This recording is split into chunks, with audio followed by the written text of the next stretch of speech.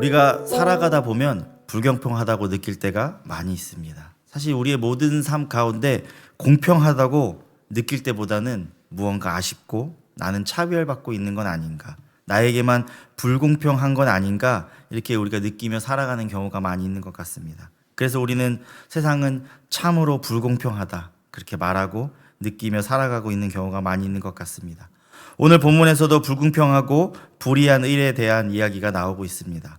바울은 오늘 본문 앞에서 하나님의 주권적 선택에 대해서 설명했습니다. 그와 같은 주장에 예상 가능한 반론을 먼저 이야기함으로써 반대자들의 논리를 무너뜨리고 있습니다. 많은 사람들은 하나님이 그저 좋으셔서 어떤 사람을 선택하시고 어떤 사람은 버리셨다니 그게 말이 됩니까? 인간은 불공평하게 다루는 법이 있습니까? 이렇게 하나님의 처사에 대해 못마땅하고 불공평하게 생각할 수 있습니다. 14절의 말씀을 쉬운 성경으로 다시 보면요, 하나님이 공정하지 못하시다고 말할 수 있습니까? 그럴 수 없습니다 라고 바울은 이야기하고 있습니다. 바울은 하나님께서 불의가 없다는 사실을 토대로 반대자들의 비판을 잠재우고 있습니다. 불의한 인간의 눈에는 누군가를 선택하고 누군가를 선택하지 않는 것이 불공평해 보일 수 있습니다. 공평하지 않은 인간의 선택에서는 개인적 사리사욕이나 이익관계, 감정적 평양이 반영돼서 선택하기 때문에 하나님의 선택도 인간의 마음으로 바라보게 되는 것입니다. 하지만 하나님의 선택은 완벽하게 공평하십니다.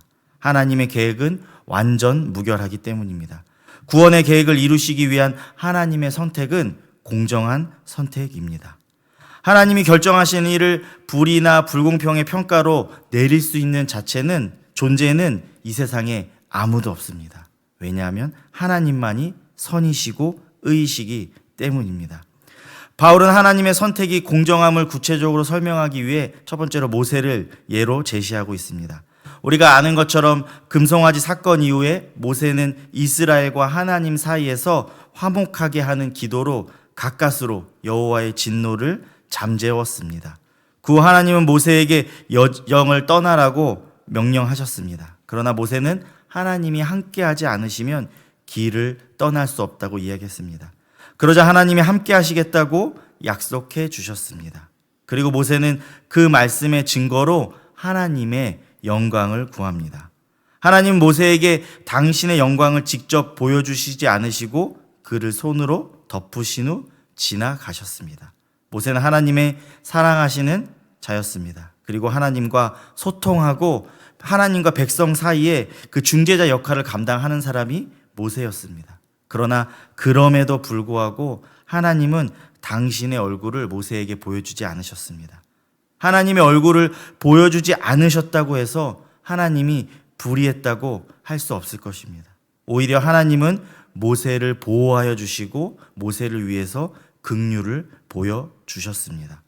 누군가를 불쌍히 여기고 긍휼히 여기시는 것은 하나님의 주권에 따른 선택입니다. 하나님은 인간의 조건을 전혀 고려하지 않으십니다. 단순히 하나님이 좋으셔서 선택하신 것이라고 우리에게 말씀해 주고 있습니다. 우리는 하나님의 것입니다. 하나님이 우리를 창조하셨습니다. 그리고 우리에게 생기를 불어넣어 주셨습니다. 하나님이 아니라면 우리는 이 세상에서 어떤 존재들이었을지 모르겠습니다. 피조물은 창조자가 어떻게 다루어도 탓할 수 없는 그런 존재들인 것입니다. 이어서 17에서 18절에는 애굽의 바로의 이야기가 나오고 있습니다. 우리가 잘 아는 대로 바로는 이스라엘 백성들을 해방시키지 않으려고 끝까지 버텼던 사람입니다. 그는 10가지 재앙이 임해서 나라가 쑥대밭이 될 때까지 미련을 버리지 못하고 버티다가 결국 자기도 망하고 나라도 망하고 이스라엘 백성도 다 놓치고 말았습니다. 그러나 이 모든 것은 하나님께서 하신 일인 것입니다. 하나님이 하실 수 있는 일을 바로에게 보이신 것입니다. 하나님은 당신의 구원 사역을 위해서 악한 자와 그의 악함도 사용하시기 때문입니다. 이 모든 것은 하나님의 주권적인 능력입니다. 이에 바울에 대적하는 사람들은 19절같이 말할 수 있을 것입니다. 그러면 하나님이 어찌하여 허물하시느냐? 누가 그 뜻을 대적하느냐? 이 말을 한번 풀어보면, 만일 하나님이 한 사람을 완악하게 하신다면 그 완악함은 하나님의 책임이므로 인간에게 책임을 물을 수 없는 것 아닌가 하는 의미로 풀어볼 수 있을 것입니다. 이에 바울은 더 강한 어조로 하나님의 주권을 우리에게 이야기해주고 있습니다. 지음을 받은 물건이 지은 이에게 따져 물을 수 없다는 것입니다. 바울은 구약의 선지자적 전통 아래서 이스라엘의 여호와께서 창조주이자 통치자라고 말씀해주고 있습니다. 구약에서도 하나님을 토기장이로 비유하며 이스라엘을 향한 완전한 통치권을 가지신 분이라고 하나님에 대해서 묘사하고 이야기하고 있습니다. 오늘 말씀을 준비하면서 여러 가지 책들을 봤는데요. 오카노 목사님이 오늘 본문의 20에서 21절을 풀어서 설명하고 있는 내용이 있는데 제가 읽어드리도록 하겠습니다. 너 입 조심해. 너는 지금 너 자신이 누군지 잘 몰라서 그래.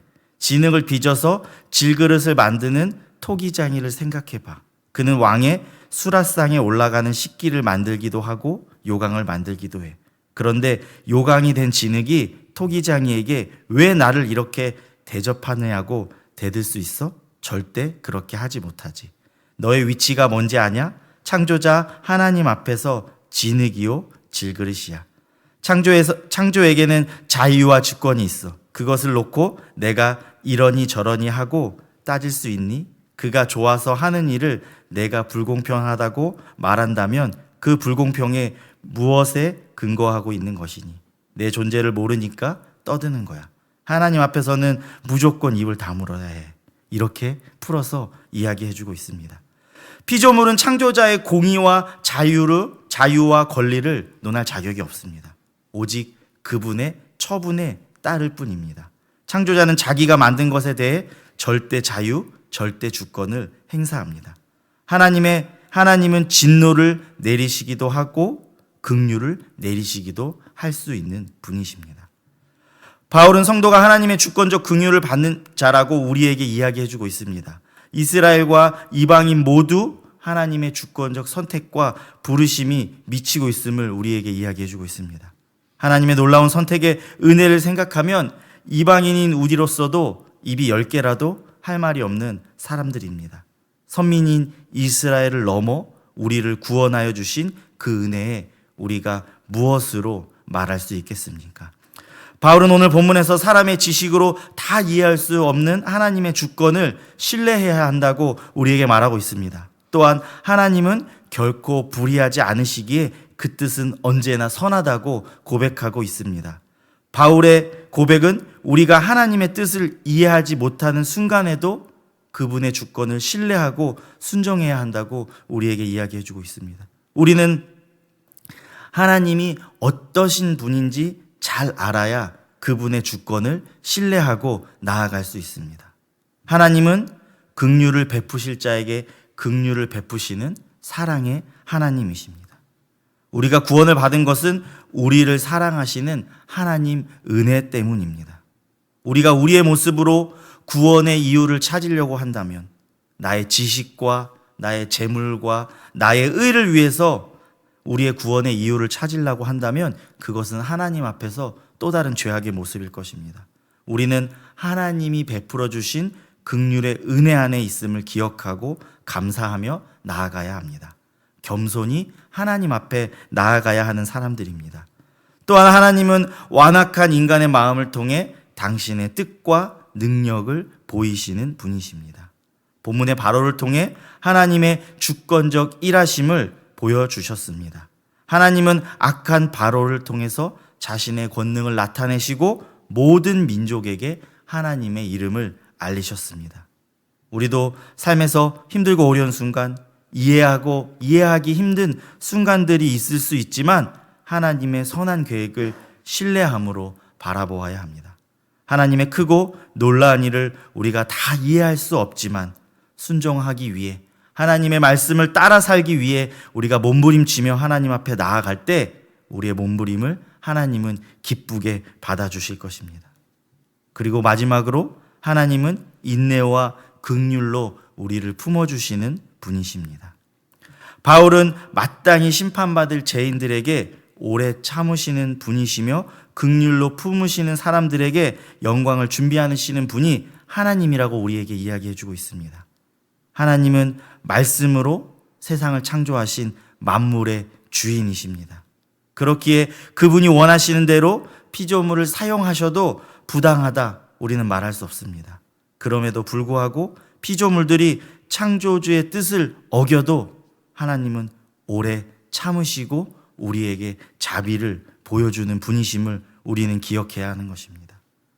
하나님이 당신의 긍휼로서 우리를 부르시고 유대인뿐만 아니라 이방인된 우리에게도 보험의 기쁜 소식을 전해 주셨습니다. 그 부르심에 믿음과 감사와 순종으로 우리는 나아가야 하는 것입니다. 우리는 하나님의 주권을 인정하고 그 뜻에 순종하며 긍휼의 그릇으로 살아가야 합니다. 오늘 하루도 삶의 자리에서 하나님을 신뢰함으로 세상으로 향한 하나님의 긍휼을 경험하며 살아가는 모든 성도님들이 되시기를 주님의 이름으로 소망합니다.